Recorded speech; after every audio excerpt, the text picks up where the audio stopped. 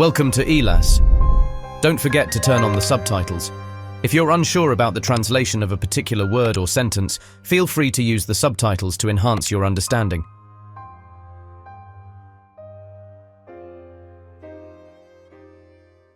Chapter 1.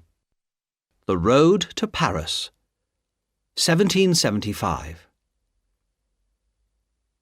It was the best of times. It was the worst of times. It was the season of light.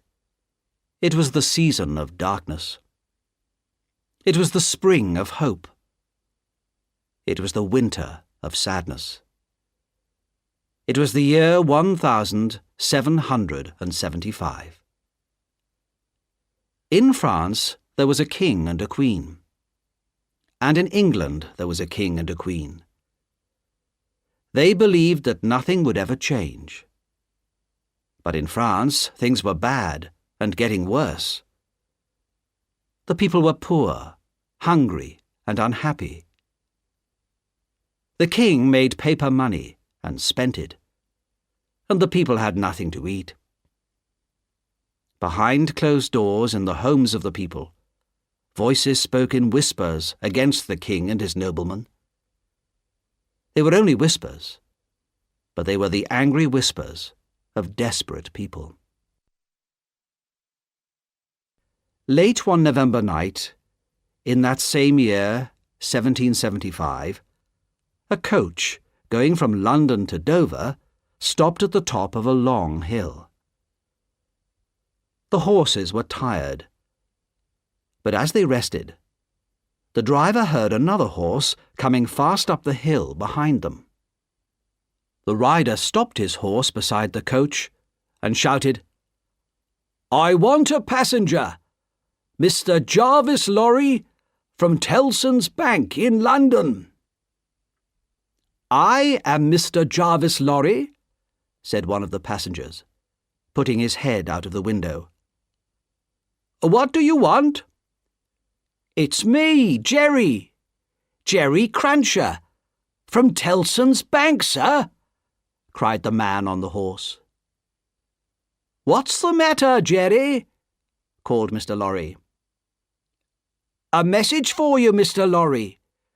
You've got to wait at Dover for a young lady." "Very well, Jerry," said Mr. Lorry. "Tell them my answer is, came back to life." It was a strange message, and a stranger answer. No one in the coach understood what they meant. The next day, Mr. Lorry was sitting in his hotel in Dover when a young lady arrived.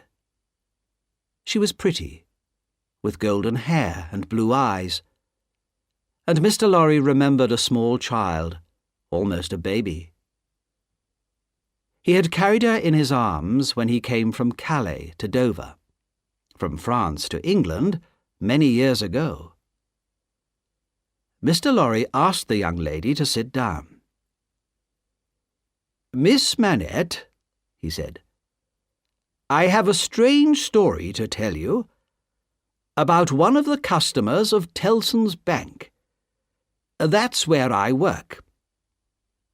"Yes, but I don't quite understand, Mr. Lorry," said the young lady. "I received a message from Tellson's Bank asking me to come here to meet you.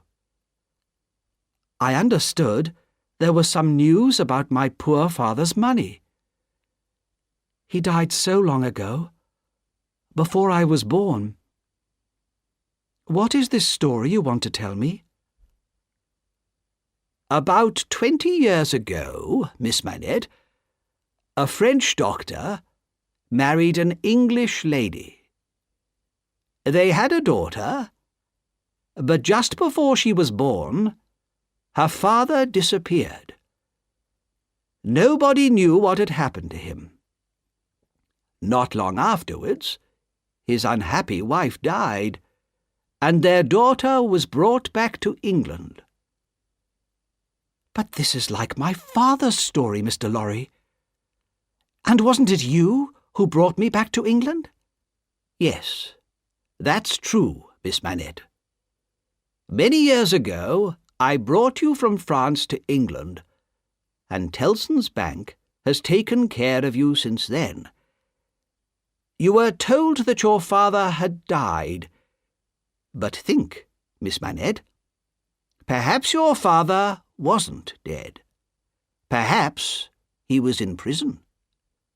Not because he had done something wrong, but just because he had a powerful enemy. An enemy with the power to send him to prison and to keep him there, hidden and forgotten, for 18 years. Can it be true? Is it possible that my father is still alive? Lucy Manette stared at Mr. Lorry. Her face was white, and her hands trembled. It will be his ghost, not him. No, Miss Manette, said Mr. Lorry gently. He is alive, but he has changed very much. Even his name had been forgotten. And we must ask no questions about the past, no questions at all. It would be too dangerous. He has been taken to the house of an old servant in Paris, and we are going there to bring him back to life. Chapter 2. A Wine Shop in Paris. In the part of Paris called Saint-Antoine, everyone was poor. The streets were narrow and dirty. The food shops were almost empty. The faces of the children looked old already because they were so hungry. In the wine shop of Monsieur Defarge, there were not many customers, and Defarge was outside talking to a man in the street. His wife, Madame Defarge, sat inside the shop, knitting and watching. Defarge came in, and his wife looked at him, then turned her eyes to look at two new customers, a man of about 60 and a young lady. Defarge went over to speak to them, suddenly kissed the young lady's hand, and led them out of the back of the shop. They followed him upstairs, many stairs, until they reached the top. Defarge took a key out of his pocket. "Why is the door locked?" asked Mr. Lorry in surprise. "He is a free man now." "Because he has lived too long behind a locked door," replied Defarge angrily. "He is afraid if the door is not locked. That is one of the things they have done to him." "I'm afraid too," whispered Miss Manette. Her blue eyes looked worriedly at Mr. Lorry. "I am afraid of him, of my father." Defarge made a lot of noise as he opened the door. Mr. Lorry and Lucy went into the room behind him. A thin, white-haired man was sitting on a wooden seat. He was very busy making shoes. "Good day," said Defarge. "You are still working hard, I see." After a while they heard a whisper. "Yes, I am still working." "Come," said Defarge. "You have a visitor. Tell him your name." "My name," came the whisper. 105, North Tower." Mr. Lorry moved closer to the old man. "Dr. Manette, don't you remember me, Jarvis Lorry?" he asked gently. The old prisoner looked up at Mr. Lorry, but there was no surprise, no understanding in his tired face, and he went back to work making shoes. Slowly, Lucy came near to the old man. After a while he noticed her. "Who are you?" he asked. Lucy put her arms around the old man and held him, tears of happiness and sadness running down her face. From a little bag, the old man took some golden hair. He looked at it, and then he looked at Lucy's hair. "It is the same. How can it be?" He stared into Lucy's face. "No, no, you are too young, too young." Through her tears, Lucy tried to explain that she was the daughter he had never seen. The old man still did not understand, but he seemed to like the sound of Lucy's voice and the touch of her warm young hand on his. Then Lucy said to Mr. Lorry, "I think we should leave Paris at once. Can you arrange it?" "Yes, of course," said Mr. Lorry. "But do you think he is able to travel?" "He will be better far away from this city, where he has lost so much of his life," said Lucy. "You are right," said Defarge. "And there are many other reasons why Dr. Manette should leave France now." While Mr. Lorry and Defarge went to arrange for a coach to take them out of Paris, Lucy sat with her father. Exhausted by the meeting, he fell asleep on the floor, and his daughter watched him quietly and patiently until it was time to go. When Mr. Lorry returned, he and Defarge brought food and clothes for Dr. Manette. The doctor did everything they told him to do. He had been used to obeying orders for so many years. As he came down the stairs, Mr. Lorry heard him say again and again, 105, North Tower." When they went to the coach, only one person saw them go: Madame Defarge. She stood in the doorway and knitted and watched, seeing everything and seeing nothing. Chapter 3. A Trial in London. 1780. Tellson's Bank in the City of London was an old, dark and ugly building. It smelt of dust and old papers, and the people who worked there all seemed old and dusty too. Outside the building sat Jerry Cruncher, who carried messages for people in the bank. One morning, in March 1780, Jerry had to go to the Old Bailey to collect an important message from Mr. Lorry.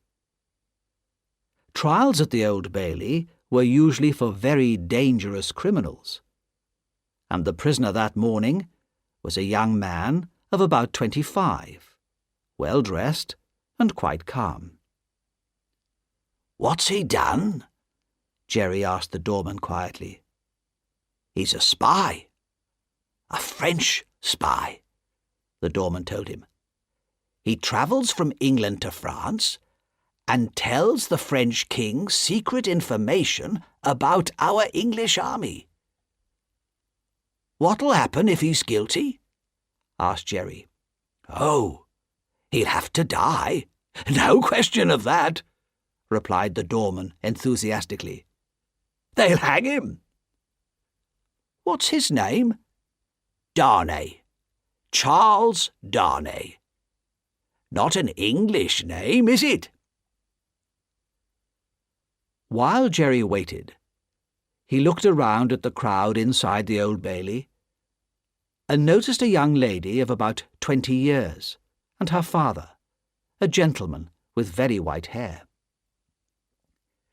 The young lady seemed very sad when she looked at the prisoner, and held herself close to her father.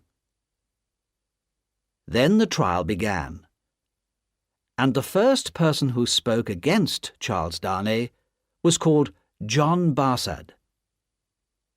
He was an honest man, he said, and proud to be an Englishman.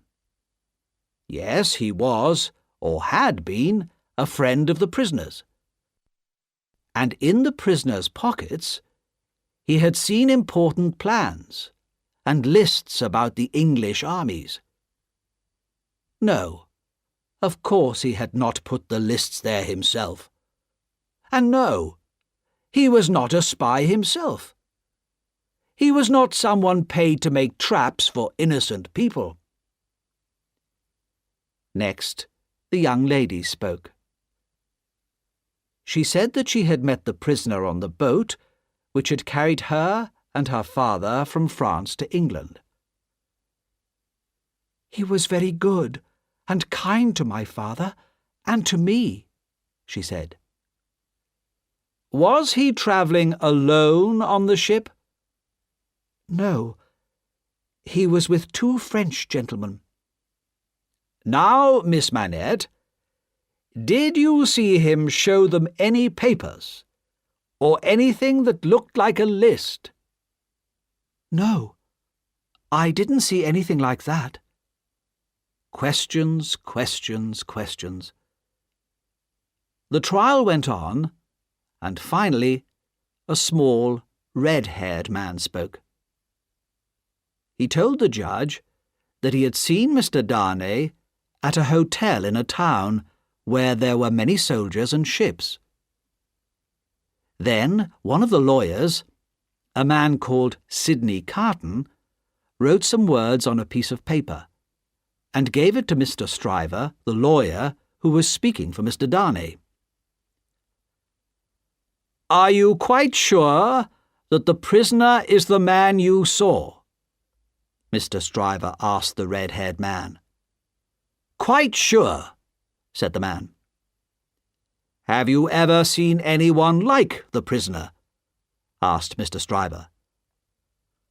"I'd always be able to recognize him." The red-haired man was very confident. "Then I must ask you to look at the gentleman over there," said Mr. Stryver, pointing to Sidney Carton. "Don't you think that he is very like the prisoner?" Everyone in the court could see that Sidney Carton and Charles Darnay were indeed very similar. "Well then," said Mr. Stryver, "it is so easy to find a man like the prisoner that we can even find one in this room. So how can you be so sure that it was the prisoner you saw in that hotel?" And the red-haired man said not another word. The lawyers talked and argued, and when at last the trial came to an end, Jerry Cruncher had fallen asleep. But Mr. Lorry woke him up and gave him a piece of paper. "Not guilty" were the words written on it, and Jerry hurried back to Tellson's bank with the message.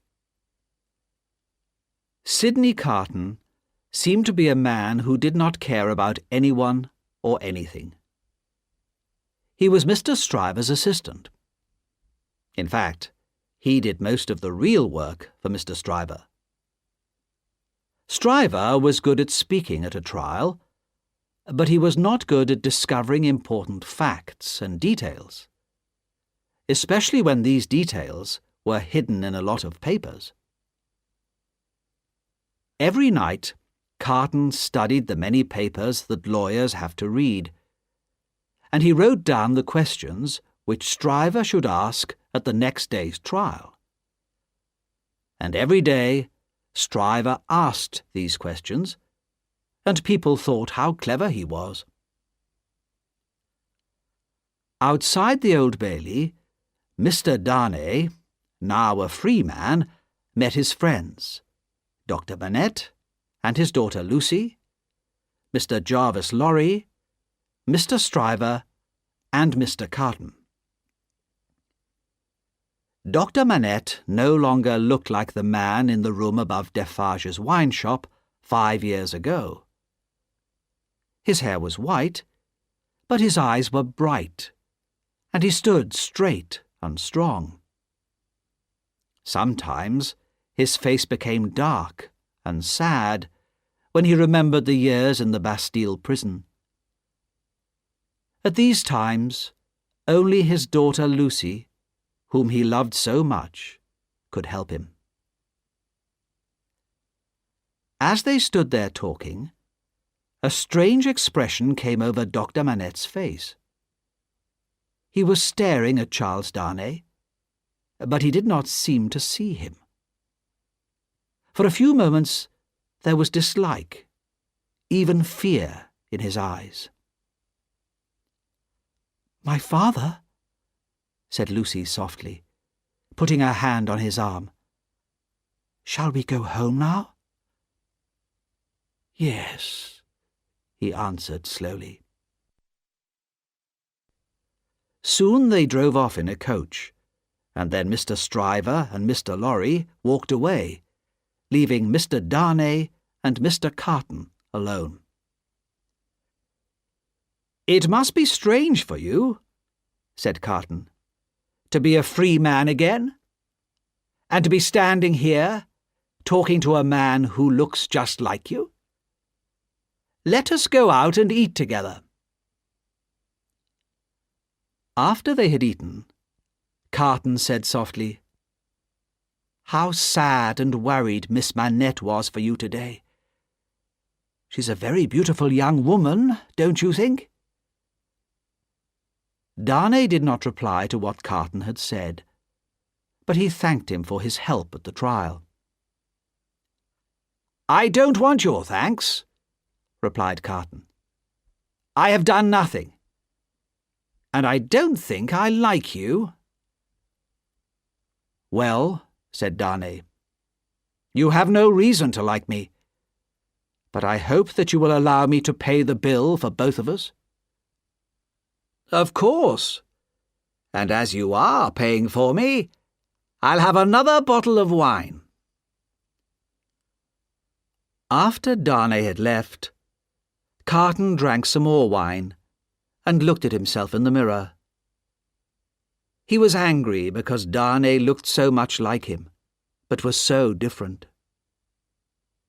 Carton knew that he was a clever lawyer, and that he was a good and honest man, but he had never been successful for himself.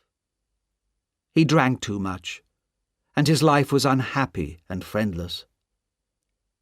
His cleverness and his hard work in the law only made others, like Mr. Stryver, successful and rich.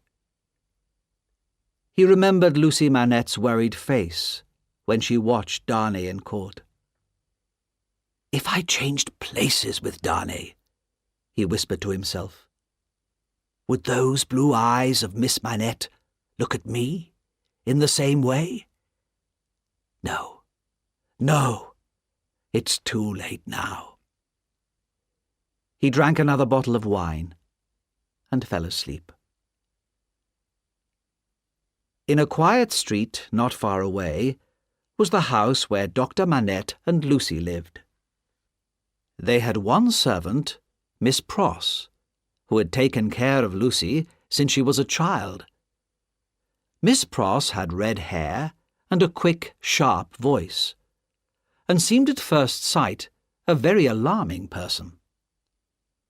But everybody knew that she was in fact a warm-hearted and unselfish friend, who would do anything to guard her darling Lucy from trouble or danger. Dr. Manette was now well enough to work as a doctor, and he, Lucy, and Miss Pross led a quiet, comfortable life. Mr. Lorry, who had become a close family friend, came regularly to the house, and in the months after the trial, Mr. Darnay and Mr. Carton were also frequent visitors. This did not please Miss Pross at all, who always looked very cross when they came. "Nobody is good enough for my darling Lucy," she told Mr. Lorry one day, "and I don't like all these hundreds of visitors." Mr. Lorry had a very high opinion of Miss Pross, but he wasn't brave enough to argue that 2 visitors were not hundreds. Nobody argued with Miss Pross if they could avoid it. Chapter 4. The Marquis of Evrémonde. The Marquis of Evrémonde was a disappointed man. He had waited for hours at the palace of the King of France, but the king had not spoken to him. Angrily, the Marquis got into his coach and told the driver to take him home. Very soon the coach was driving fast out of Paris, and the people in the narrow streets had to run to get out of the way, if they could. At the corner of a street in Saint-Antoine, one of the coach wheels hit something, and the people in the street screamed loudly. The horses were frightened and stopped. "What has gone wrong?" asked the Marquis calmly, looking out of the window of the coach. A tall man had picked something up from under the feet of the horses, and was crying loudly over it. "Why is that man making that terrible noise?" asked the Marquis impatiently. "I'm sorry, Monsieur the Marquis. It is his child," said one of the people. "Dead! Killed!" screamed the man. The people in the street came close to the coach and looked at the Marquis with stony, silent faces. The Marquis looked back at them in bored dislike. To him, they were no more than animals. "I can't understand," he said coldly, "why you people cannot take care of yourselves and your children. I hope my horses are not hurt." And he threw a gold coin to his driver. "Give this to that man." "Dead!" shouted the father of the child again. Another man came forward. "Be brave, Gaspard. Your child has died quickly, and without pain. It is better to die like that than to go on living in these terrible times." "You are a sensible man," said the Marquis from his coach. "What is your name?" "They call me Defarge." "This is for you," said the Marquis, and he threw Defarge another gold coin. "Drive on," he called to his driver. Just as the coach was leaving, a coin was thrown back in through the window. The Marquis looked angrily at the corner where Defarge had been standing. Defarge had gone. At the corner there now stood a large, dark-haired woman knitting. She stared long and hard at the face of the Marquis, but he did not look at her, and drove on. Later that day, as the sun was going down, the same coach stopped in a village near the Marquis's castle. Several villagers in poor, thin clothes, with thin, hungry faces, were standing in the village square. The Marquis looked at their faces, and then pointed to one of them. "Bring that man to me," he said to his driver. The man came up to the coach, hat in hand, and the other villagers moved closer to listen. "I passed you on the road just outside the village," said the Marquis. "You were looking at my coach in a very strange way. Why was that?" "Monsieur, I was looking at the man," came the reply. "What man?" asked the Marquis angrily. "The man who was holding on under your coach," said the poor man, trembling with fear. "What was he like?" "Oh, monsieur, he was white from head to foot, all covered with dust, just like a ghost." "Where is he now? What happened to him?" "Oh, he ran away down the hill, outside the village." The Marquis turned to speak to another man. This was Monsieur Gabelle, the Marquis's official in the village. "Gabelle," the Marquis said, "watch out for this man. If he comes here, put him in prison." When the Marquis arrived at his castle, he asked if his nephew, Monsieur Charles, had arrived from England. "Not yet, sir," replied the servant. But as the Marquis was eating his dinner, he heard the sound of a coach outside.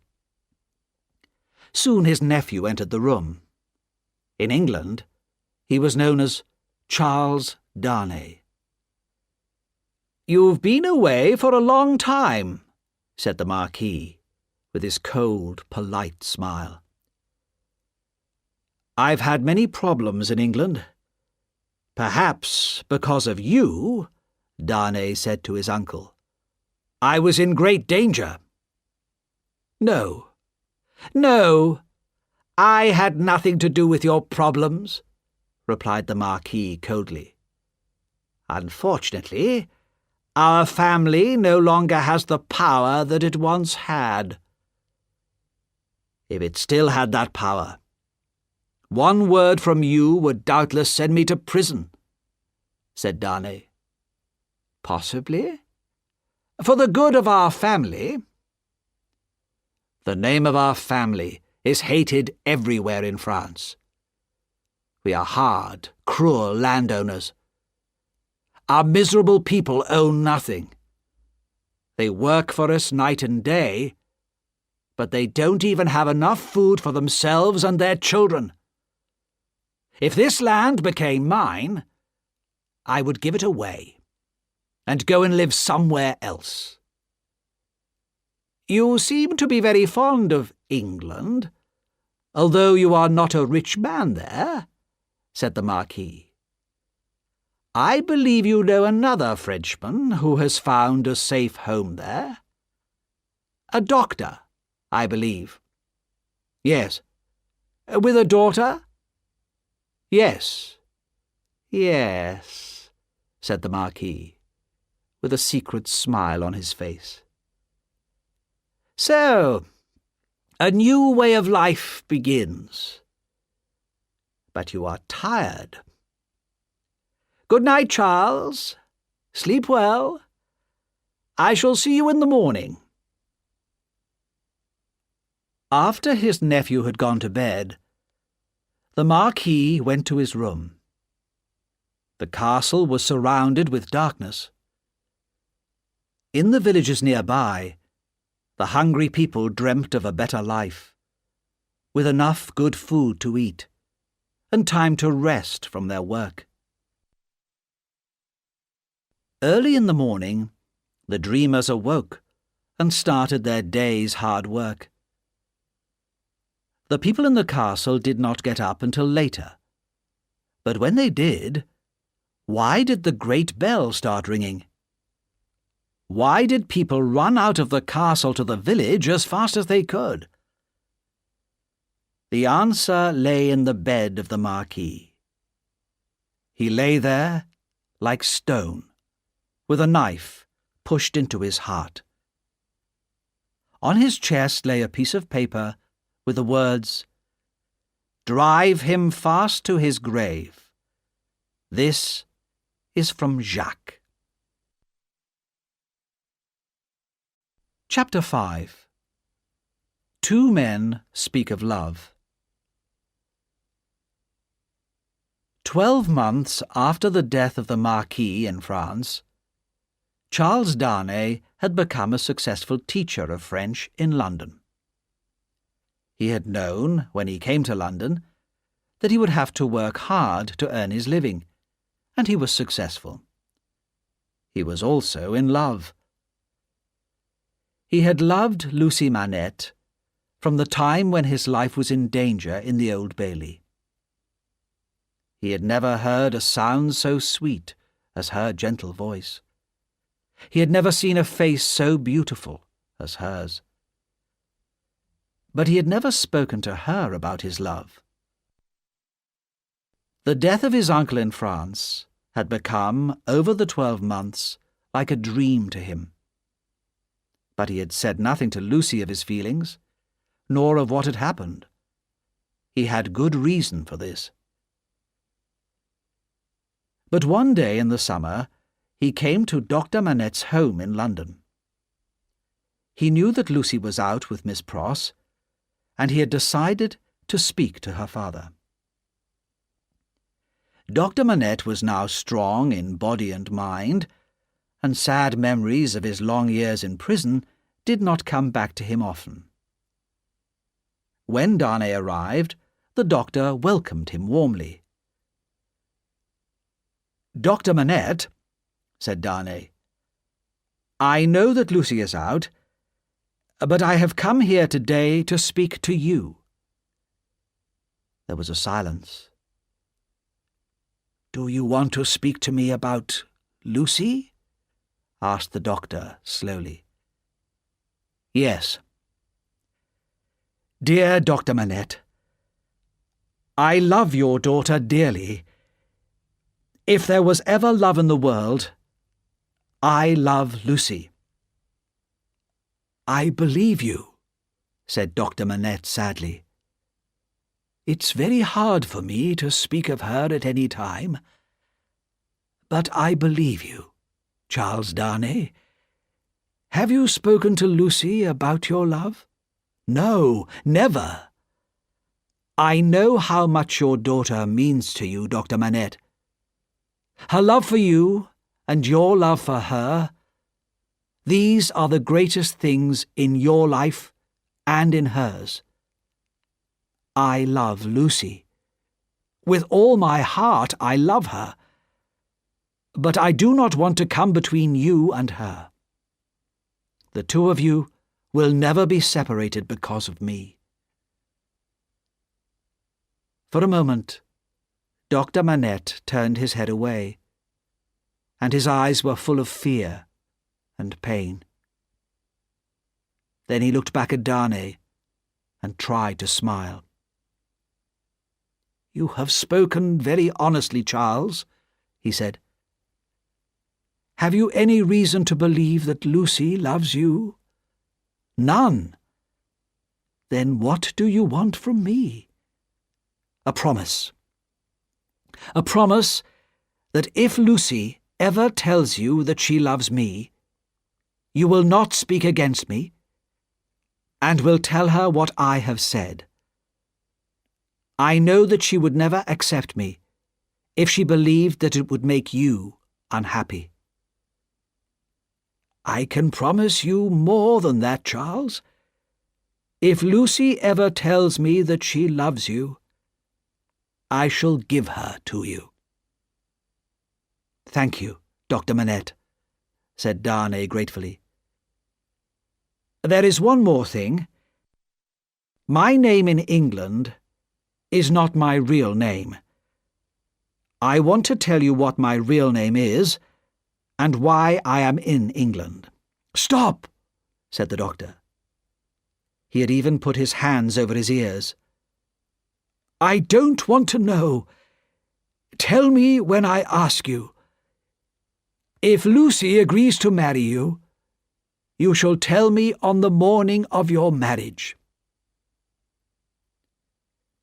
It was dark when Darnay left Dr. Manette, and it was some time later when Lucy and Miss Pross came home. "Father," Lucy called, "where are you?" She heard no answer, but there were strange sounds coming from her father's bedroom.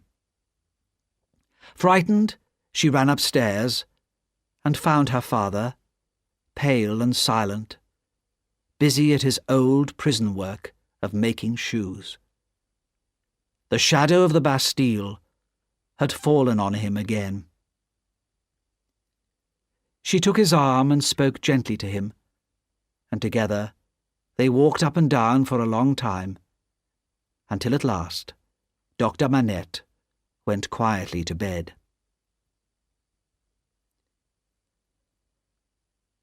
Although Mr. Carton visited Dr. Manette's house quite often, he usually said very little when he was there. One day in August, he arrived when Dr. Manette was out, and he was received by Lucy. She had always been a little shy with him, but on that day she noticed something different in his face.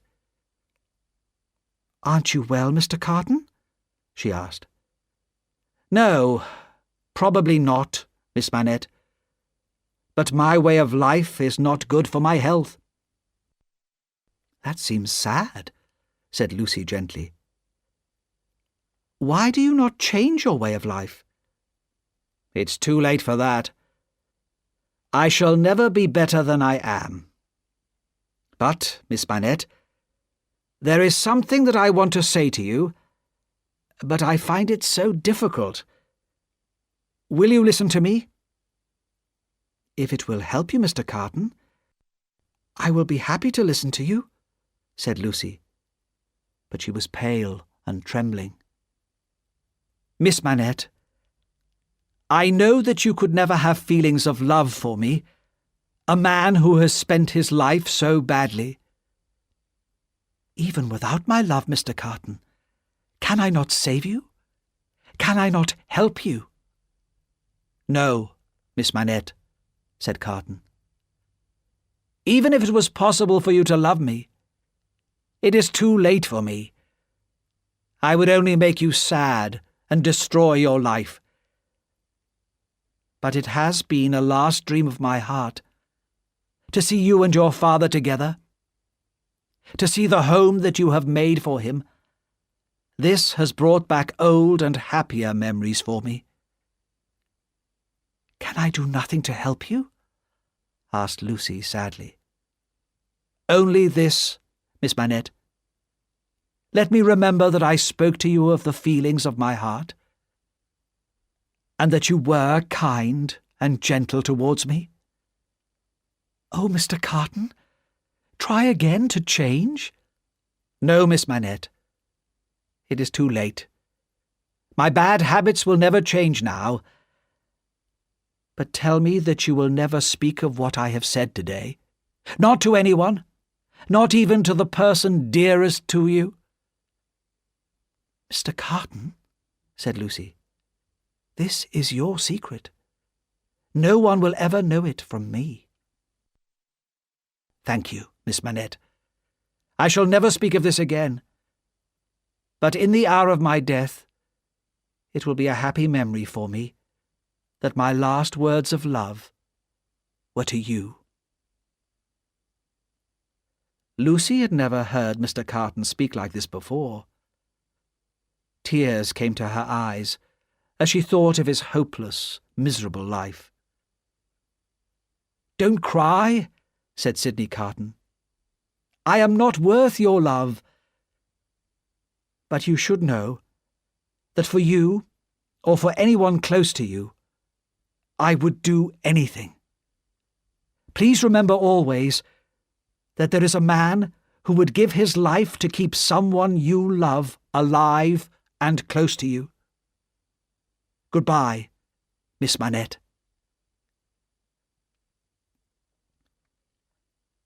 On the day of Lucy's marriage to Charles Darnay, Mr. Lorry and Miss Pross stood, with Lucy, outside the door of Dr. Manette's room.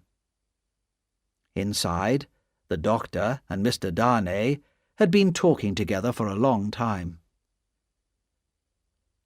Soon it would be time to leave for the church.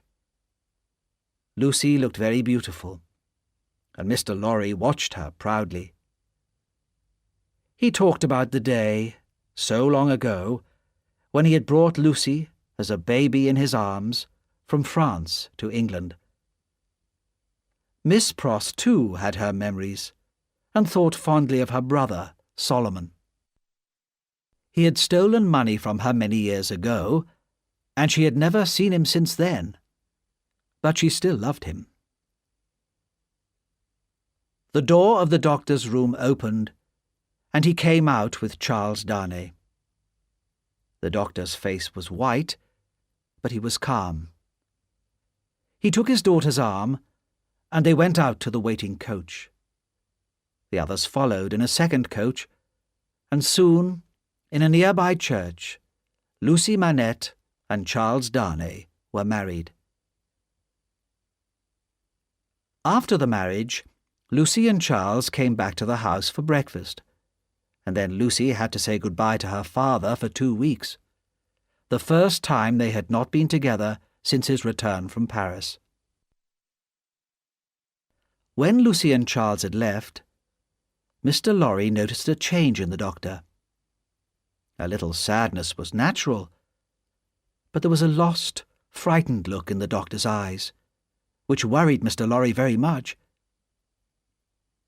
When he left to go to Tellson's Bank, he whispered to Miss Pross that he would return as quickly as he could. 2 hours later, he hurried back to the house, and Miss Pross met him at the door. "Oh, what shall we do, Mr. Lorry?" she cried. "He doesn't know me, and is making shoes again." Mr. Lorry went up to the doctor's room. "Dr. Manette, my dear friend, look at me.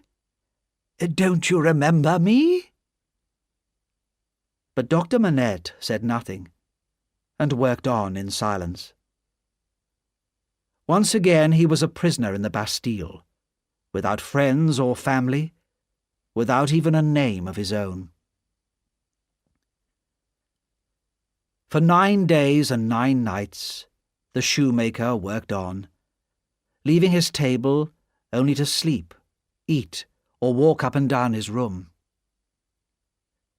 Mr. Lorry sat with him night and day, talking gently to him from time to time, trying to bring his friend's mind back to the present. Then, at last, on the 10th morning, the shoemaking work was put away, and Dr. Alexandre Manette, pale but calm, was his old self again. Lucy was never told, and in the quiet and happy years that followed her marriage, Dr. Manette remained strong in mind and body. Chapter 6. Stormy Years in France. In Monsieur Defarge's wine shop in Saint-Antoine, customers came and went all the time. They came to drink the thin, rough wine, but more often they came to listen and to talk and to wait for news. One day there were more customers than usual. Defarge had been away for 3 days, and when he returned that morning, he brought a stranger with him, a man who repaired roads. "Madam," Defarge said to his wife, "this man, who is called Jacques, has walked a long way with me." One customer got up and went out. "This mender of roads," continued Defarge, "who is called Jacques, is a good man. Give him something to drink." A second man got up and went out. The man who repaired roads sat down and drank. A third man got up and went out. "Have you finished, my friend?" said Defarge. "Then come and see the room I promised you." They went upstairs to the room where Dr. Manette had sat making shoes. The 3 men who had left the wine shop were waiting. Defarge spoke to them. "No names. You are Jacques 1, Jacques 2, and Jack 3. I am Jack 4. This is Jack 5. He brings us news of our poor friend Gaspard, whose child was killed by the Marquis's coach a year ago. I first saw Gaspard, said Jacques 5, holding on under the Marquis's coach as it drove into our village. He ran away. But that night, the Marquis was murdered. Gaspard disappeared and was only caught a few weeks ago. The soldiers brought him into the village and hanged him. And they have left his body hanging in the village square, where the women go to fetch water and our children play. When Jacques 5 had left them, Jacques 1 said to his friends, "What do you say? Shall we put their names on the list?" "Yes, all of them. The castle and all of the family of Evrémonde." "Is the list safe?" asked Jacques 2. "Yes, my friend," said Defarge. "My wife remembers everything. But more than that, every name is carefully knitted into her work. Nothing can be forgotten." A few days later, Defarge reported to his wife some news from his friend, Jacques, in the police. "A new spy has been sent to Saint-Antoine. His name is Barsad. John Barsad. He's English." "What does he look like? Do we know?" "He's about 40 years old, quite tall, black hair, thin face," said Defarge. "Good," said his wife. "I'll put him on the list tomorrow." "But you seem tired tonight, and sad." "Well," said Defarge, "it is a long time." "It takes time to prepare for change. The crimes against the people of France cannot be revenged in a day." "But we may not live to see the end." "Even if that happens," replied Madame Defarge, "we shall help it to come. But I believe that we shall see the day of our revenge against these hated noblemen." The next day, a stranger came into the wine shop. At once, Madame Defarge picked up a rose from the table and put it in her hair. As soon as they saw this, the customers stopped talking, and one by one, without hurrying, left the wine shop.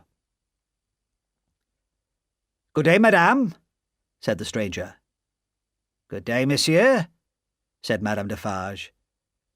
But to herself she said, "About 40 years old, tall, black hair, thin face.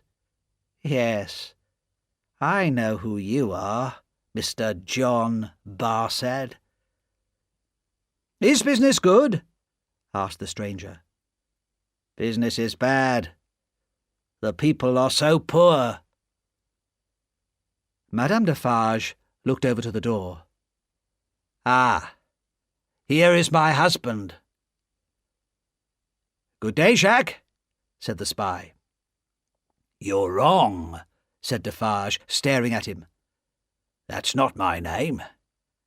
I am Ernest Defarge." "It's all the same," said the spy easily. "I remember something about you, Monsieur Defarge. You took care of Dr. Manette when he came out of the Bastille." "That's true," said Defarge. "Have you heard much from Dr. Manette and his daughter? They're in England now." "No, not for a long time." "She was married recently. Not to an Englishman, but to a Frenchman. It's quite interesting when you remember poor Gaspard. Miss Manette has married the nephew of the Marquis that Gaspard killed. Her new husband is really the new Marquis, but he prefers to live unknown in England. He's not a Marquis there, just Mr. Charles Darnay. Monsieur Defarge was not happy at this news. When the spy had gone, he said to his wife, "Can it be true? If it is, I hope that Miss Manette keeps her husband away from France." "Who knows what will happen?" replied Madame Defarge. "I only know that the name of Evremond is in my list, and for good reason."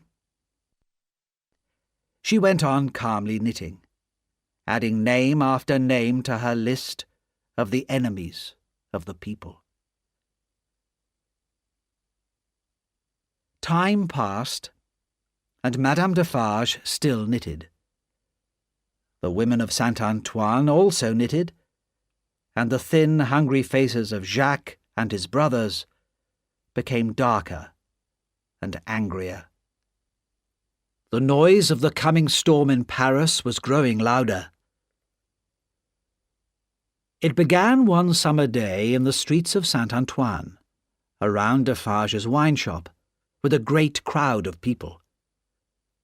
A crowd who carried guns, knives, sticks, even stones, anything that could be a weapon. An angry crowd who shouted and screamed, who were ready to fight and to die in battle. "Friends and citizens," shouted Defarge, "we are ready! To the Bastille!" The crowd began to move, like the waves of the sea. "Follow me, women!" cried Madame Defarge. A long, sharp knife shone brightly in her hand. "We can kill as well as any man!" The living sea of angry people ran through Saint-Antoine to the Bastille, and soon the hated prison was ringing with the noise of battle. Fire and smoke climbed up the high stone walls, and the thunder of the guns echoed through the city. 4 terrible and violent hours. Then a white flag appeared above the walls, and the gates were opened. The Bastille had been taken by the people of Paris. Soon the crowds were inside the building itself, and shouting, "Free the prisoners!" But Defarge put his strong hand on the shoulder of one of the soldiers. "Show me the North Tower. Take me to 105 North Tower. Quickly!" "Follow me," said the frightened man. And Defarge and Jacques III went with him through the dark prison, past heavy closed doors, up stone stairs, until they came to a low door. It was a small room, with dark stone walls, and only one very small window, too high for anyone to look out. Defarge looked carefully along the walls. "There! Look there, Jacques III!" he cried. "A.M.," whispered Jacques. "A.M. Alexandre Manette," said Defarge softly. "Let us go now." But before they left, they searched the room and the furniture very carefully, looking for small hiding places. Then they returned to the crowds below.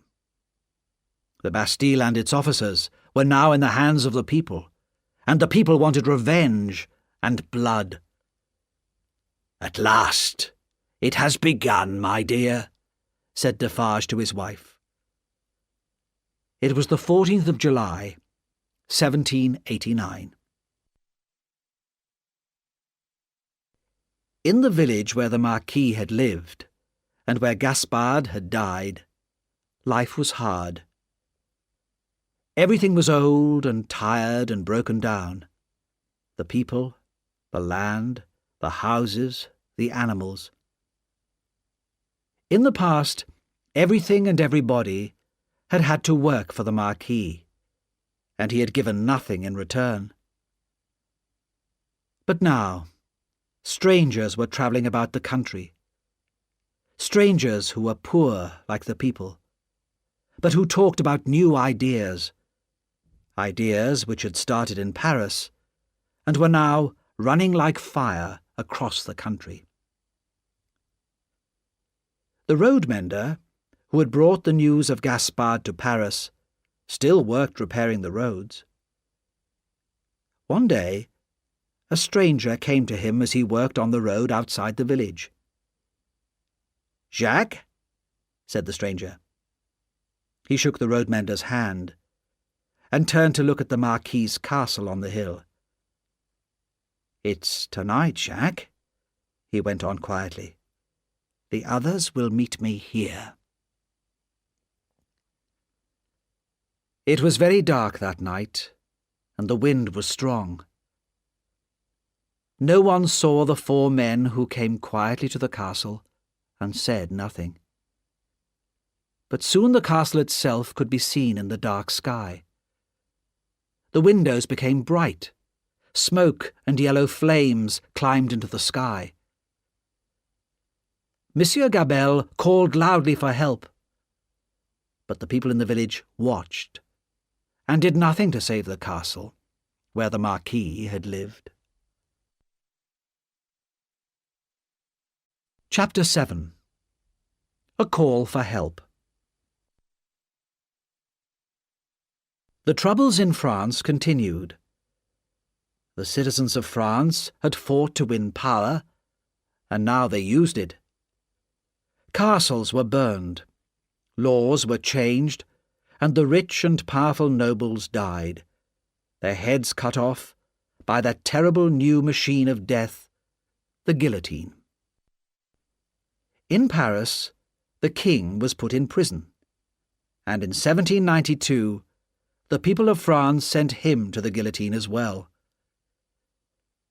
The French Revolution was now 3 years old, but there were more years of terror to come. Not all the rich nobles had died. Some had escaped to England. Some had even sent or brought their money to London before the Revolution began. And Tellson's Bank, which the French emigrants used, had become a meeting place where they could hear and talk about the latest news from France. One wet August day, Mr. Lorry sat at his desk in the bank talking to Charles Darnay. The years since Charles's marriage had seen the arrival of a daughter, little Lucy, who was now 9 years old. Dr. Manette had continued in good health, and at the centre of that warm family circle was always Lucy, a loving daughter, wife, mother, and a kind-hearted friend. Even Sidney Carton, though his old bad ways were unchanged, was a family friend, and very much a favourite with little Lucy. But at this moment, Charles Darnay was trying very hard to persuade his old friend, Mr. Lorry, not to go to France. "It's too dangerous. The weather is not good. The roads are bad. Think of your age," he said. "My dear Charles," said the banker, "you think that, at nearly 80 years of age, I'm too old? But that's exactly why I must go. I have the experience. I know the business. My work is to find and hide papers that might be dangerous to our customers. And anyway, Jerry Cruncher goes with me. He'll take good care of my old bones." "I wish I could go," said Charles restlessly. "I feel sorry for the people in France, and perhaps I could help them. Only last night, when I was talking to Lucy." "Talking to Lucy," repeated Mr. Lorry. "You talk about your lovely wife at the same time as you talk about going to France? You must not go. Your life is here, with your family." "Well, I'm not going to France, but you are, and I'm worried about you." Just at that moment, a bank clerk put an old, unopened letter on Mr. Lorry's desk, and Darnay happened to see the name on it. The Marquis of Evrémonde, at Tellson's Bank, London. Since his uncle's death, this was Darnay's real name. On the morning of his wedding to Lucy, he had told Dr. Manette, but the doctor had made him promise to keep his name secret. Not even Lucy or Mr. Lorry knew. "We can't find this Marquis," said the clerk. "I know where to find him," said Darnay. "Shall I take the letter?" "That would be very kind," said Mr. Lorry. As soon as he had left the bank, Darnay opened the letter. It was from Monsieur Gabelle, who had been arrested and taken to Paris. "Monsieur wants the Marquis. I am in prison, and I may lose my life because I worked for a landowner who has left France. You told me to work for the people, and not against them, and I have done this. But no one believes me.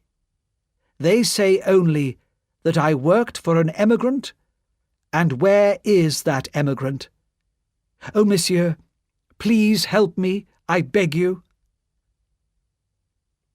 This cry for help made Darnay very unhappy. After the death of the Marquis, he had told Gabelle to do his best for the people. But now Gabelle was in prison, just because he was employed by a nobleman. It was clear to Darnay that he must go to Paris. He did not think that he would be in danger, as he had done everything he could to help the people of his village. He hoped that he would be able to save his old servant.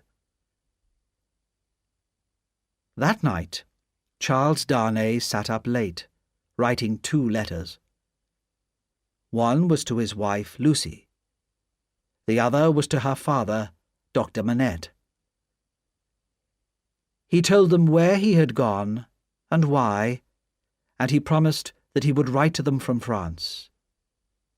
He had left secretly, he wrote, to save them from worrying. The next day he went out, without saying anything to them of his plans. He kissed his wife and his daughter, and said that he would be back soon. And then he began his journey to Paris. When he arrived in France, Darnay found that he could travel only very, very slowly towards Paris. The roads were bad, and every town, every village, had its citizens with guns who stopped all travellers, asked them questions, looked at their papers, made them wait, or threw them in prison, turned them back, or sent them on their way. And it was all done in the name of freedom, the new freedom of France. Darnay soon realized that he could not turn back until he had reached Paris and proved himself to be a good citizen, not an enemy of the people. On his 3rd night in France, he was woken by an official and 3 other men with guns. "Emigrant," said the official, "these 3 soldiers will take you to Paris, and you must pay them." Darnay could only obey. And at 3 o'clock in the morning, he left with 3 soldiers to guard him. Even with them he was sometimes in danger. The people in the towns and villages all seemed to be very angry with emigrants. But finally they arrived safely at the gates of Paris. Darnay had to wait a long time, while officials carefully read his papers, which explained the reasons for his journey. One official, seeing Gabelle's letter, looked up at Darnay in great surprise, but said nothing. Another official asked roughly, "Are you Evremond?" "Yes," replied Darnay. "You will go to the prison of La Force." "But why?" asked Darnay. "Under what law?" "We have new laws, Evremond," said the official sharply, "and emigrants have no rights. You will be held in secret. Take him away." As Darnay left, the first official said quietly to him, "Are you the man who married the daughter of Dr. Manette?" "Yes," replied Darnay in surprise. "My name is Defarge, and I have a wine shop in Saint-Antoine. Perhaps you have heard of me." "Yes. My wife came to your house to find her father." "Why did you come back to France? It will be very bad for you." Darnay was taken to the prison of La Force and put in a cold, empty room with a locked door and bars across the windows. He thought of Dr. Manette and his many years alone forgotten in the Bastille. "Now I, too, have been buried alive," he thought. Chapter 8. In the Hands of the Citizens. Tellson's Bank in Paris was in a large building south of the river, close to the heart of the city. Mr. Lorry had arrived in Paris some days before Charles Darnay, and was now living in some rooms above the bank. One evening, looking out of the window, he saw that a large grindstone had been brought into the square below. There was a wild, shouting crowd around it, busy sharpening their knives and swords and axes, which were already red with blood. With shaking hands, Mr. Lorry closed the window. He had decided to go downstairs and talk to the bank guards, when suddenly the door of his room opened and Lucy and her father ran in. "Lucy! Manette! What has happened? Why are you here?" cried Mr. Lorry. "Charles is in Paris," cried Lucy. "He came to help an old family servant, but he's been taken to prison." At that moment, the shouts of the crowd outside grew louder. "What is that noise?" asked the doctor. "Don't look out!" cried Mr. Lorry. "My friend," said the doctor, "I am safe in Paris. I was a prisoner in the Bastille. Everybody knows about me and how I suffered. Already people want to help me. They gave us news of Charles. Even so, don't look outside. Where is Charles?" "In the prison of La Force." "La Force? Dear Lucy, you can do nothing tonight. You must go to one of the rooms here and wait. I must talk with your father at once." Lucy kissed him and left the room. "Quick, Manette," said Mr. Lorry. "These people outside, with their bloody knives, are murdering the prisoners. If you are so well known, if you have this power, talk to them, tell them who you are, and go to La Force. Quick, before it is too late." Dr. Manette hurried outside.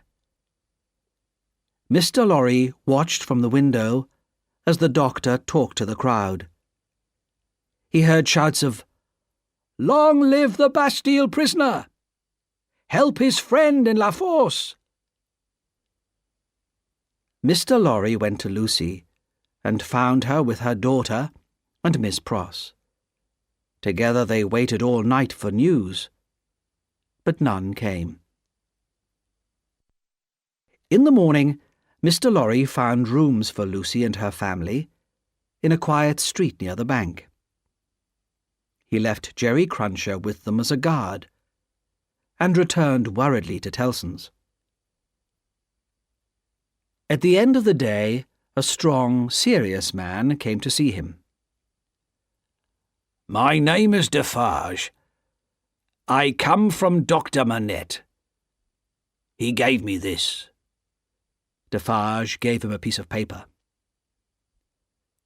The doctor had written, "Charles is safe, but I cannot leave this place yet. Take Defarge to Lucy." "Come with me," said Mr. Lorry happily. They went downstairs and at the front door found Madame Defarge knitting. Without a word, she joined them, and Mr. Lorry led them to Lucy's rooms. There, Defarge gave Lucy a note from her husband. "Dearest, be brave. I am well, and your father has some power here.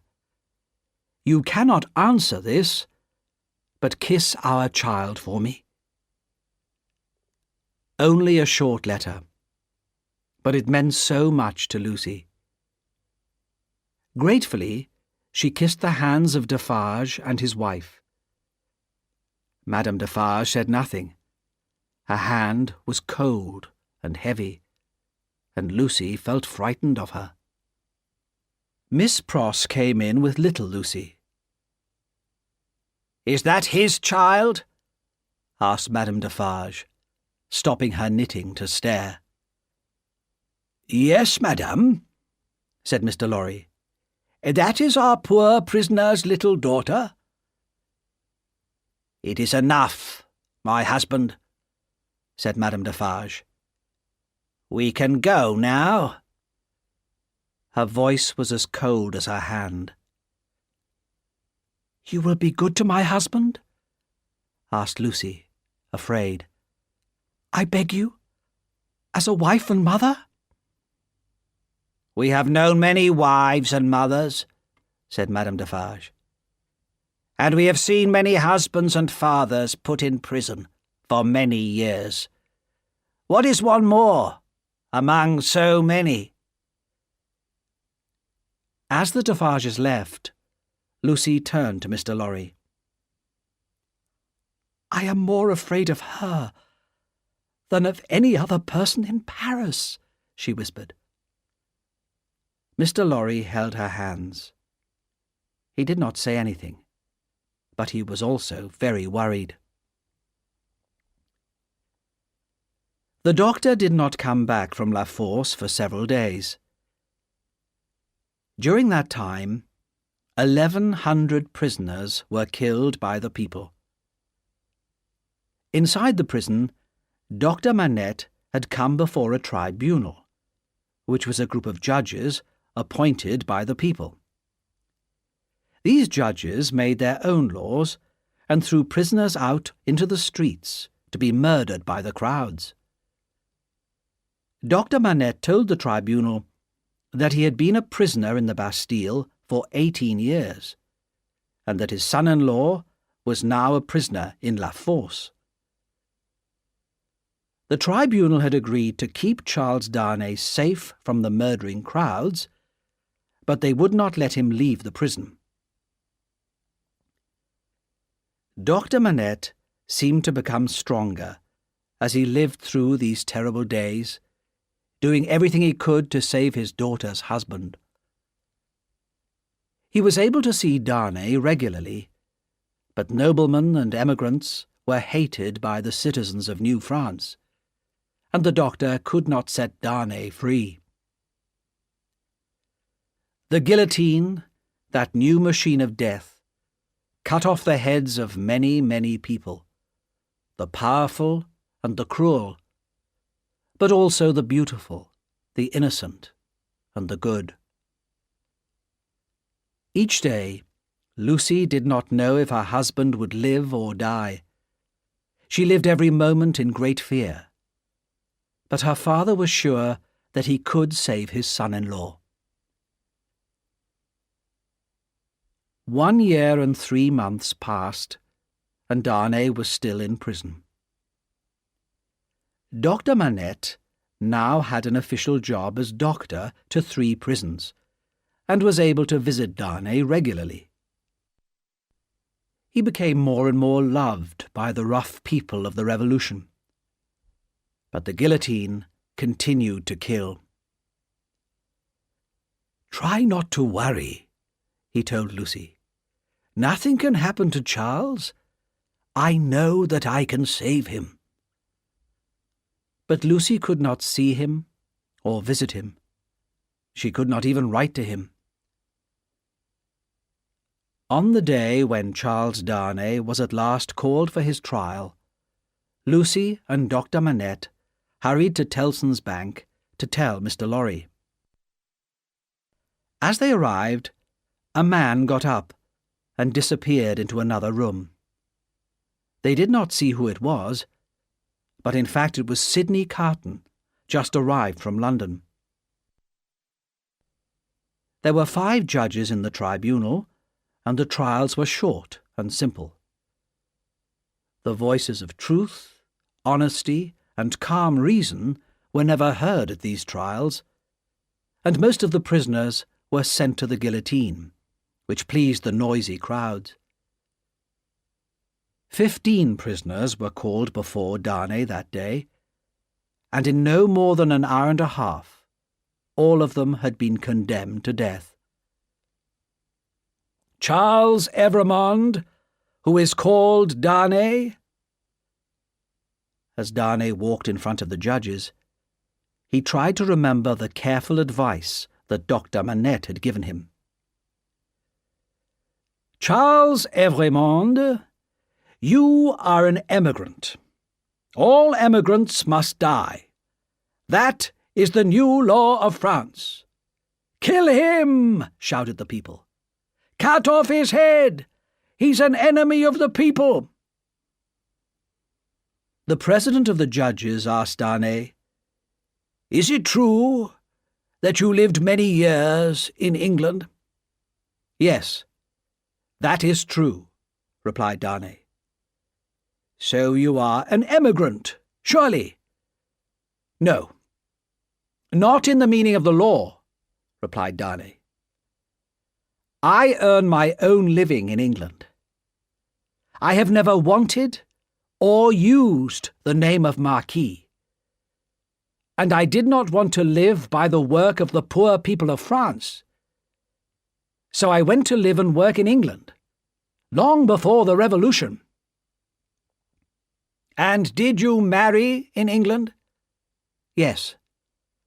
I married a Frenchwoman, the daughter of Dr. Manette, a prisoner of the Bastille, and a well-known friend of all good citizens."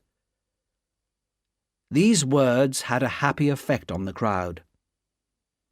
Those who had shouted for his death now shouted for his life.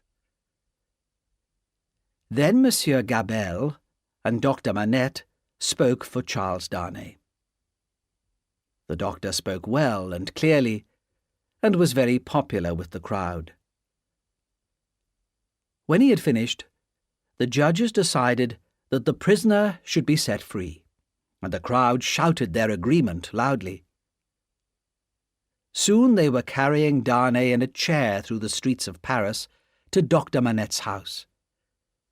Lucy was waiting there, and when she ran out and fell into the arms of her husband, the men and women in the crowd kissed one another and danced for happiness. Darnay and Lucy were together again, safe and happy. "I told you that I would save him," said Lucy's father proudly. "Well, I have saved him. And you must not worry now." But Lucy was still worried. So many innocent men and women had died for no reason. and every day brought more deaths. A shadow of fear and hate lay over France, and no one knew what dangers the next day would bring. It was not possible to leave Paris at once, as Charles did not have the necessary papers. They must live quietly, and hope to leave as soon as they could. But that night, when Dr. Manette, Charles, and Lucy were sitting together, they heard a loud knock at the door. "What can this be?" said Lucy, trembling. "Hide, Charles! Save him!" "My child," said the doctor, "I have saved him. He is a free man." But when he opened the door, 4 rough men pushed their way into the room. "The citizen Evremond, where is he? He is again the prisoner of the people." "I am here," said Darnay. "But why am I again a prisoner? You are accused by citizens of Saint-Antoine." Dr. Manette had said nothing. He seemed to be made of stone. But suddenly he spoke. "Will you tell me who has accused my son-in-law?" "I shouldn't tell you this," said one of the men. "But Citizen Evremond, called Darnay, is accused by Monsieur and Madame Defarge, and by one other person." "What other?" "You will hear that tomorrow," replied the man. Chapter 9. The Spy. While this was happening, Miss Pross was out shopping for the family. Jerry Cruncher was with her, and they had just gone into a wine shop when Miss Pross suddenly stopped, looked at one of the customers, and cried out in a loud voice, "Oh, Solomon! Dear Solomon! I've found you at last, dear brother!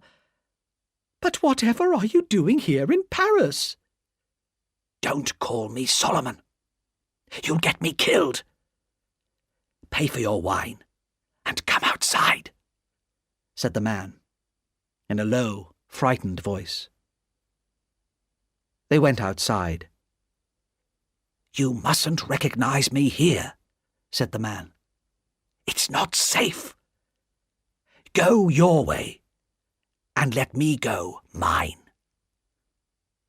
Miss Pross began to cry at these unbrotherly words, and Jerry Cruncher stepped forward to stare in the man's face.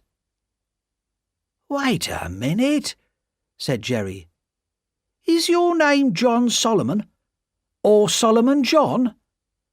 Your sister calls you Solomon. I know that your name's John. I remember that. But your other name wasn't Pross, at that Old Bailey trial. What was your name then?" "Barsad," said another voice. "Yes, Barsad. That's it," cried Jerry. He turned round and saw Sidney Carton standing behind him. "Don't be alarmed, my dear Miss Pross," said Carton, smiling at her. "But I'm afraid I have to tell you that your brother is a spy for the French prisons."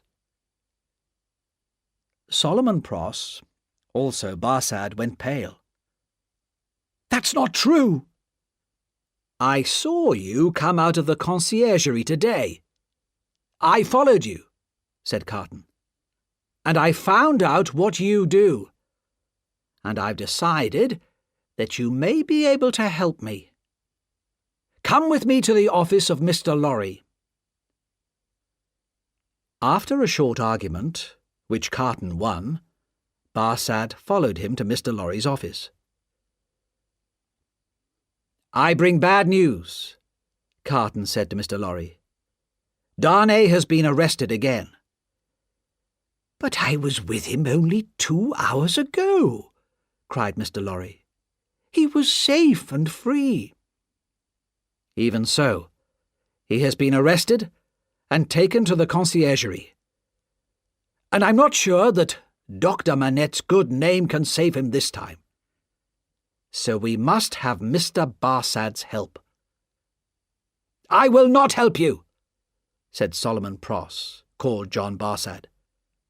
"Oh, I think you will," said Sidney Carton, "when you hear what I could say about you. Let's think. Mr. Barsad is a spy and a prison guard. But he used to be a spy in England. Is he still paid by the English?" "No one will listen to you," said Barsad. "But I can say more, Mr. Barsad," replied Carton. Barsad had more problems than Carton knew. He could not return to England because he was wanted by the police there. And in France, before he became a prison guard for the Citizens' Revolution, he had been a spy for the King's officers. He knew that Madame Defarge, that terrible woman, had knitted his name into her list of enemies of the people. Most of those on her list had already been killed by the guillotine, and Barsad did not want to be next. "You seem worried, Mr. Barsad," said Carton calmly. The spy turned to Mr. Lorry. "Miss Pross is my sister, sir. Would you send her brother to his death, sir?" "The best thing for your sister, Mr. Barsad," said Carton smoothly, "is not to have a brother like you. I think I will inform the tribunal that I suspect you of spying for England. You will be condemned at once, I am sure." "All right," Barsad said slowly. "I'll help you. But don't ask me to do anything that will put my life in danger, because I won't do it." "You're a guard at the conciergerie prison, where Darnay is, aren't you?" said Carton. "Come, let us talk privately in the next room." When Mr. Carton returned alone, Mr. Lorry asked what he had done. "Not much," replied Carton. "But if it goes badly for Darnay tomorrow, I can visit him once. It's all I could do." "But that will not save him," cried Mr. Lorry sadly. "I never said it would." Mr. Lorry was an old man now, with a life of hard work behind him. Tears filled his eyes as he realized he could do nothing to help Lucy and her father now. Sidney Carton felt very sorry for Mr. Lorry. "You're a good friend of Dr. Manette and his daughter. But don't tell them about me or this meeting. It can't help Lucy." He paused. "Will you go back to London soon?" "Yes. My work for Tellson's Bank here is finished. I have the necessary papers to leave Paris. I was ready to go tomorrow." "Then don't change your plans," said Carton, very seriously. Later that night, Sidney Carton visited a shop in a quiet corner of Paris. He wrote on a piece of paper the names of several powders and gave it to the shopkeeper. "For you, citizen?" asked the shopkeeper. "Yes, for me." "You must be careful, citizen. Keep these things separate. You know what happens if you put them together." "Perfectly," replied Carton. He spent the rest of that night walking the streets of Paris. He watched the moon rise in the sky. He listened to the sounds of the river Seine, flowing through the heart of the city, and he thought calmly about the past and the future. He thought about all the deaths that the city had already seen, and he thought about Lucy's gentle, loving face and her sad, sad eyes. Chapter 10. The Secret Paper. When Charles Darnay was led before the tribunal the next morning, Dr. Manette, Lucy, and Mr. Lorry were all there. The love in Lucy's eyes, as she looked at her husband, warmed Darnay's heart. It had the same effect on Sidney Carton, though no one saw him standing at the back of the room. It was the same tribunal who had let Darnay go free on the day before. But revolution laws were not as powerful as the anger of the people.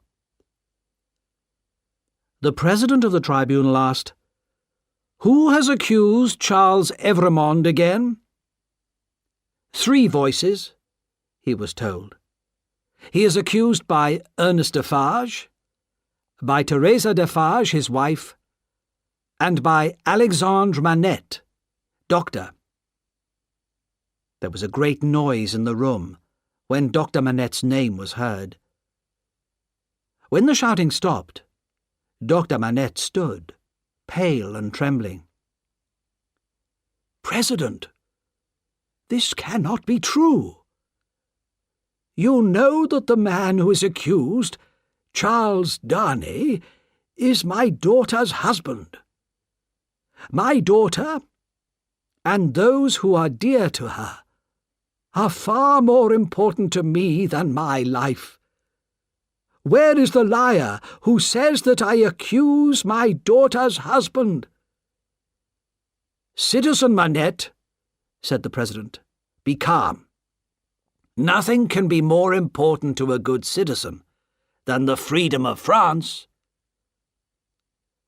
Defarge came forward to answer questions. He told how he had been at the Bastille at the beginning of the Revolution, when that hated prison had been taken by the citizens. "I knew that Dr. Manette had been kept in a room known as 105 North Tower. It was the only name he had when he came to me in 1775. I went to the room, and hidden in a hole, I found a written paper. It is in Dr. Manette's writing." "Read it to us," said the president. And the crowd fell silent and listened. "I, Alexandre Manette, write this in the Bastille in 1767. I have been here for 10 long years, and I write this in my secret moments when I can. One evening, in December 1757, I was walking by the river Seine, and a coach stopped beside me. 2 men got out, and one asked me if I was Dr. Manette.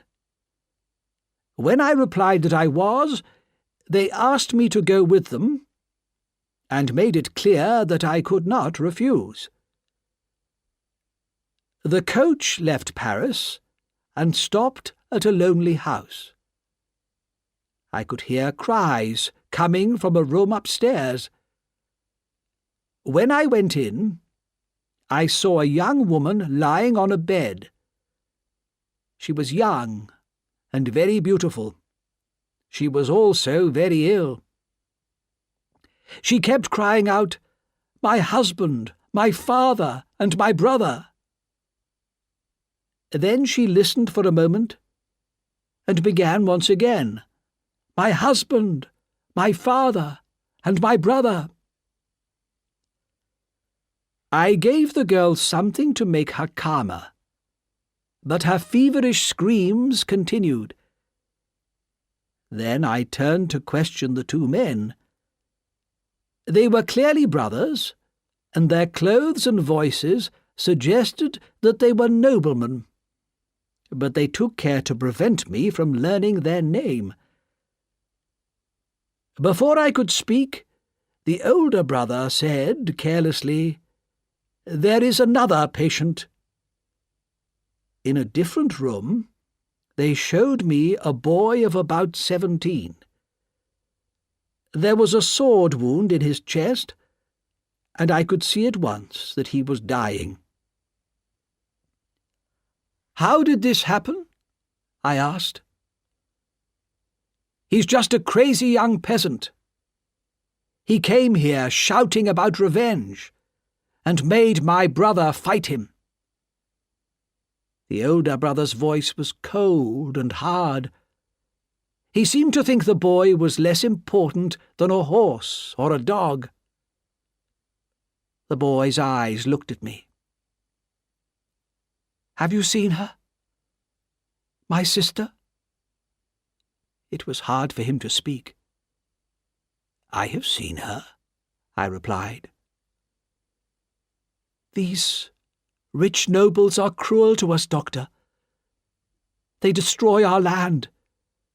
They take our food. They steal our sisters. My sister loved a man in our village. He was sick, but she married him to take care of him. But my sister is beautiful, and that nobleman's brother saw her and wanted her. They made her husband work night and day without stopping, until he dropped dead where he stood. Then they took my sister away. When my father heard what had happened, the news was too much for his poor heart, and he died suddenly. I took my younger sister to a place where she is safe, and came here to find this man. He threw some money at me, tried to buy me like a dog, but I made him pull his sword and fight me to save his life." The boy's life was going fast, but he cried, "Lift me, Doctor." He turned his face towards the older brother. "Marquis," he said loudly, "I call for you and your brother and all your family, now and in the future, to pay for what you have done." Then he fell back, dead. The young woman's fever continued, but I could not save her. She lived for several more days, and once the Marquis said to me, "How long these peasants take to die."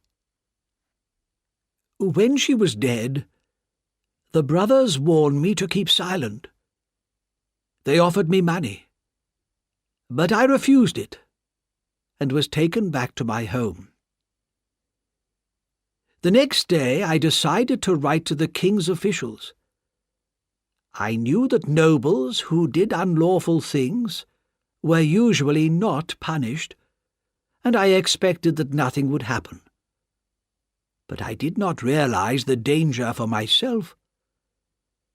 Just as I had finished writing my letter, a lady came to see me. She said she was the wife of the Marquis of Evrémonde, and she had discovered what her husband and his brother had done. She wanted to help the younger sister of the girl who had died, and asked me where she could find her. Sadly, I did not know, and so could not tell her. But that was how I learnt the brother's name. The wife of the Marquis was a good, kind woman, deeply unhappy in her marriage. She had brought her son with her, a boy about 3 years old. "If I cannot find this poor girl," she said, "I shall tell my son to continue the search after my death, You will remember that, little Charles, won't you?" The child answered, "Yes." Later that day, I sent my letter to the king's officials, and that night there was a knock at my door. My servant, a boy called Ernest Defarge, brought in a stranger who asked me to come at once to visit a sick man in the next street. As soon as I was outside the house, several men took hold of me violently. The Evremond brothers came out of the darkness, and the Marquis took my letter out of his pocket, showed it to me, and burned it.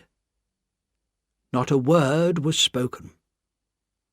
Then I was brought here to this prison, my living grave. I have been here for 10 long years. I do not know if my dear wife is alive or dead.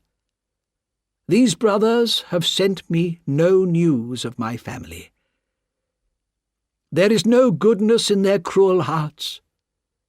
I, Alexandre Manette, in my pain and sadness, I condemn them in the face of God." When Defarge had finished reading, a terrible sound rose from the crowd, a long, wild cry of anger and revenge. Death for the hated Marquis of Evremond, enemy of the people. The trial was over, and in less than 24 hours, Charles Darnay would go to the guillotine. Chapter 11. Madame Defarge's Revenge.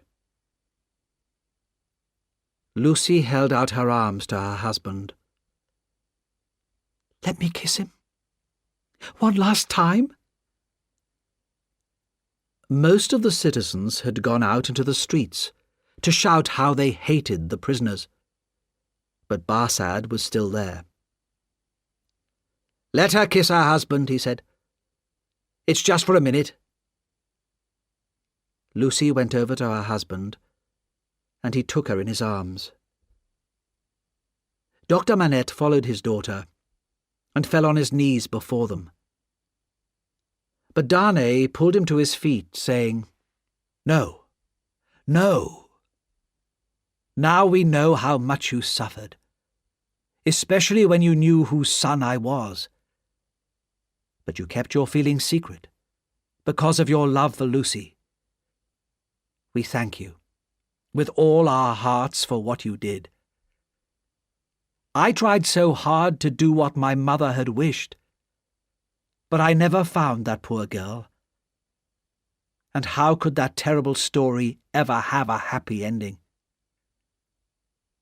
He turned to his wife. "My dearest love, we shall meet again, in the place where there are no worries. God be with you both." As Darnay was taken away, Lucy fell to the floor unconscious. Sidney Carton came quickly forward to help Mr. Lorry and Dr. Manette.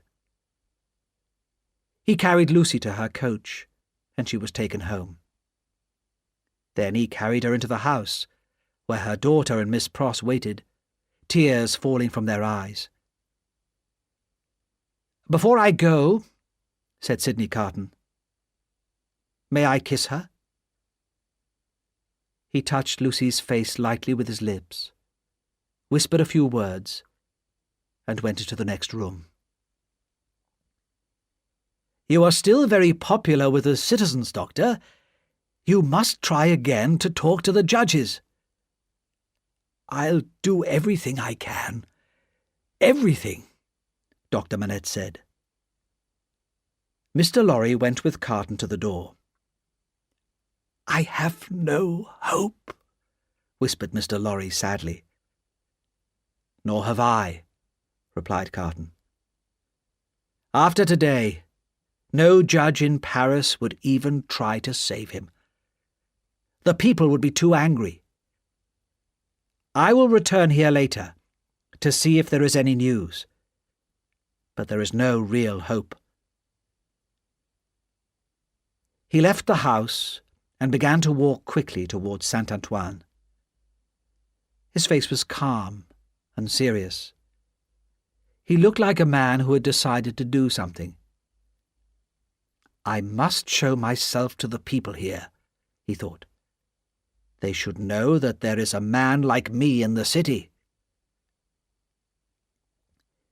In Defarge's wine shop, the only customer was Jacques III, who had been on the tribunal that had decided Darnay should die.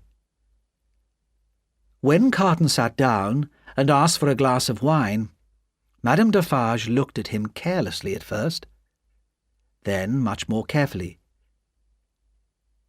She went back to her husband and Jacques III, who were talking. "He is very much like Evrémonde," she said softly. Defarge himself looked at Carton and said, "Yes, but only a little," and the three continued their conversation. Carton listened carefully while pretending to read a newspaper. "Madame is right," said Jacques III. "Why should we stop at Evrémonde?" "We must stop somewhere," said Defarge. "Not until they are all dead. Every one of that family," said his wife. "You're right. But think how much the doctor has suffered. Perhaps he has suffered enough." "Listen," said Madame Defarge coldly. "Don't forget that I was that younger sister. And it was my family that suffered so much from the Evrémonde brothers. It was my sister who died, and my sister's husband, and my father.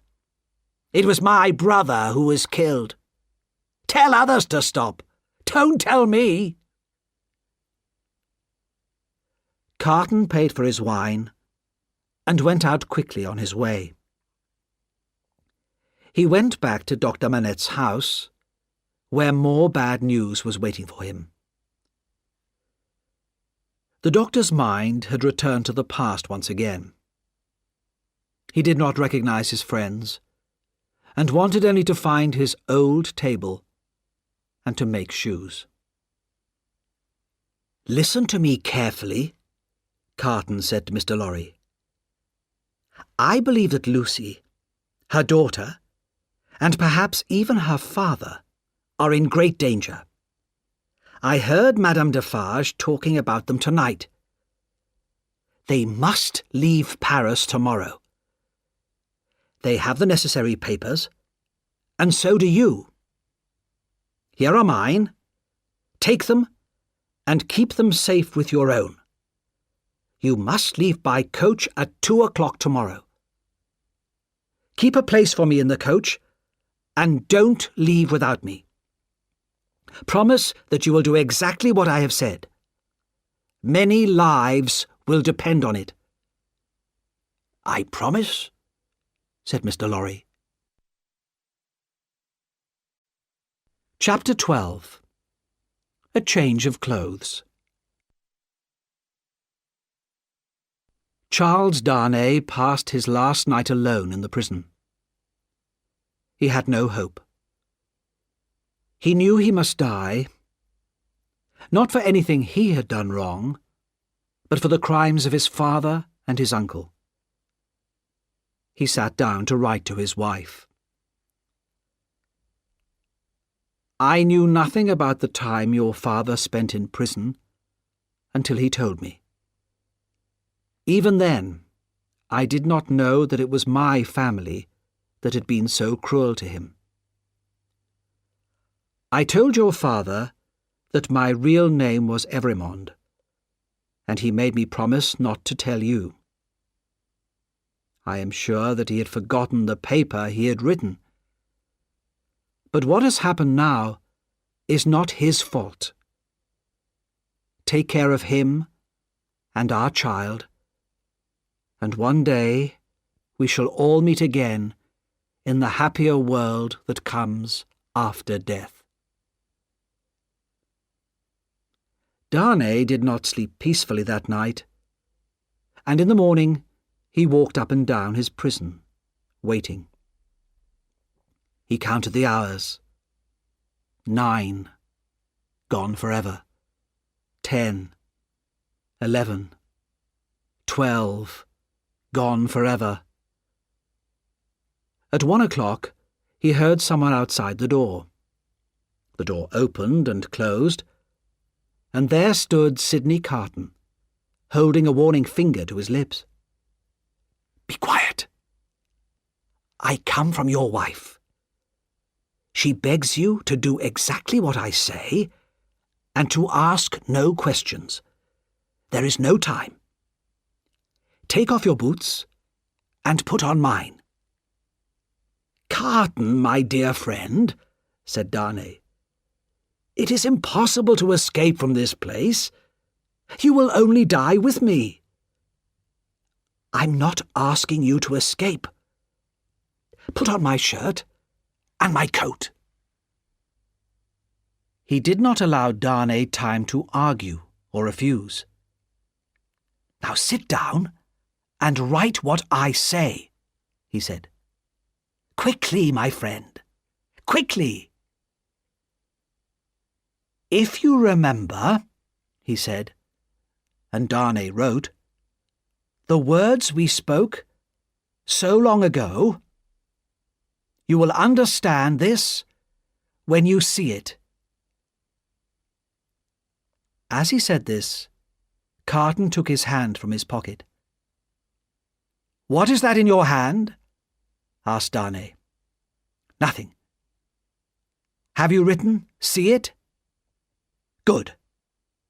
Now, go on writing," said Carton quietly.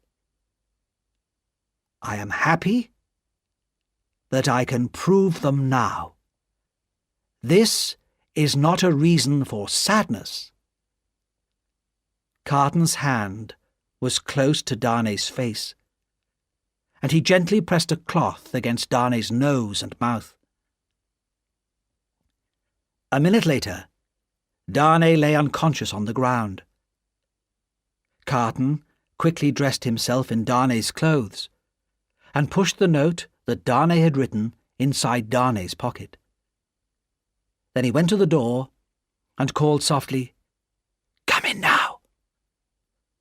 The spy Barsad came in. "Quick, help me," said Carton. "You must help me to the coach." "You?" asked the spy. "Him, man. I've changed places with him." "You can say that it was too much for him, saying his last goodbye to his friend.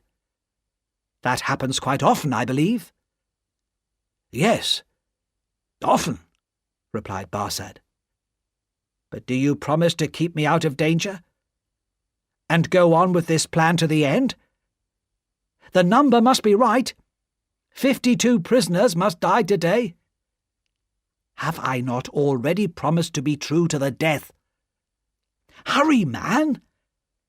Take him to Mr. Lorry, put him in the coach yourself, and tell Mr. Lorry to leave at once." Barsad called 2 men into the room and told them to lift the unconscious man and carry him out. "The time is short, Evremond," said Barsad in a warning voice. "I know it well," replied Carton. "Be careful with my friend, and leave me." The door closed, and Carton was left alone. He listened carefully, but there were only normal prison sounds. No shouts, no alarm bells. He waited calmly. Soon he heard the sound of doors opening. The door of his prison cell opened, and a man said, "Follow me, Evremond." and Carton followed him into a large, dark room. There were many people there, some standing, some sitting, some walking about, some crying. Most of them stood silent, looking at the ground. A young woman came up to him. She was thin and pale. "Citizen Evremond?" she said. "I was with you in La Force." "True," he said softly. "But I forget what you were accused of." "I am innocent. What could a poor little thing like me do?" "I am not afraid to die, Citizen Evremond, but I have done nothing." Her sad smile as she said this touched Carton's heart. "They say that the revolution will do so much good for the poor people," said the girl. "How can my death help the poor? If it is true, I am willing to die, but I do not know how that can be." "I heard that you were set free, Citizen Evremond," she went on. "I hoped it was true." "It was, but I was taken again and condemned." "When we go from here, Citizen Evremond, will you let me hold your hand? I am not afraid, but I am little and weak, and it will help to make me brave." The young girl looked into his face, and he saw a sudden doubt come into her eyes, followed by surprise. He touched his lips with his finger. "Are you dying for him?" she whispered. "And his wife and child." "Yes." "Oh, will you let me hold your brave hand, stranger?" "Yes, my poor sister, to the last." Chapter 13. The Last Goodbyes. At that same hour, in the early afternoon, a coach going out of Paris drives up to the gates of the city. "Who goes there? Show us your papers." The guard looks at the papers. "Alexandre Annette, doctor. Which is he?" This is Dr. Manette, this helpless old man, whispering crazily to himself. "The last few days of the revolution have been too much for him," said the guard with a cruel laugh. "Lucy, his daughter, the wife of Evremond. Which is she?" This is she, with her child, little Lucy, beside her. "Ah, your husband has another meeting today.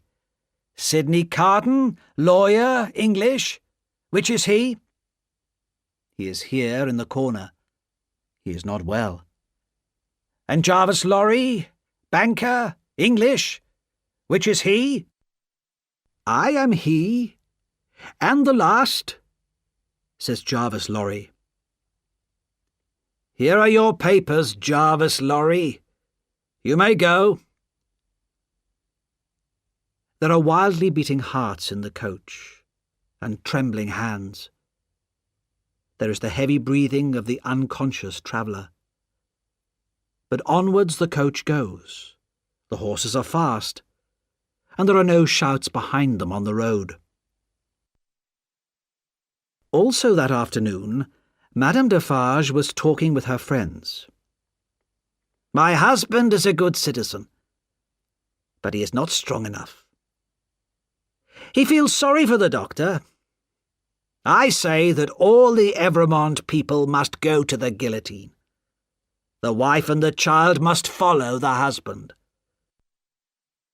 "They're both fine heads for the guillotine," says Jacques III. "Their heads will be a pretty sight when they are shown to the people. Yes, they too must die. But I'm afraid that my husband may warn them and let them escape," Madame Defarge went on. "And I must do something myself." After the death of Evremond, at 3 this afternoon, we'll go to the tribunal and accuse them." The others agreed willingly. "No one must escape. More heads must fall. Lucy Manette will be at home now, waiting for the moment of her husband's death," said Madame Defarge. "I will go to her. She will say things against the Revolution, and condemn herself. Here, take my knitting, and keep my usual seat near the guillotine." "Don't be late," said her friend. "To see the death of Evremond, I shall not be late," replied the cruel voice of Madame Defarge. There were many women in Paris at that time who hated the nobles and wanted to see them die. But of all these women, Madame Defarge was the one most feared. All her life she'd been filled with hate. It was nothing to her that an innocent man was going to die because of his father's and his uncle's crimes. She wanted more. Hidden in her clothes were a gun and a sharp knife, and with her usual confident step, she began to walk to Dr. Manette's house. The house was not yet empty. Miss Pross and Jerry Cruncher were there, preparing to follow Mr. Lorry's coach. Mr. Lorry had decided that 2 coaches were better than 1. With fewer passengers, each coach would travel faster. But Miss Pross was still worried. A second coach leaving from the house might suggest an escape. "Mr. Cruncher," she said, "you must go and stop our coach coming here.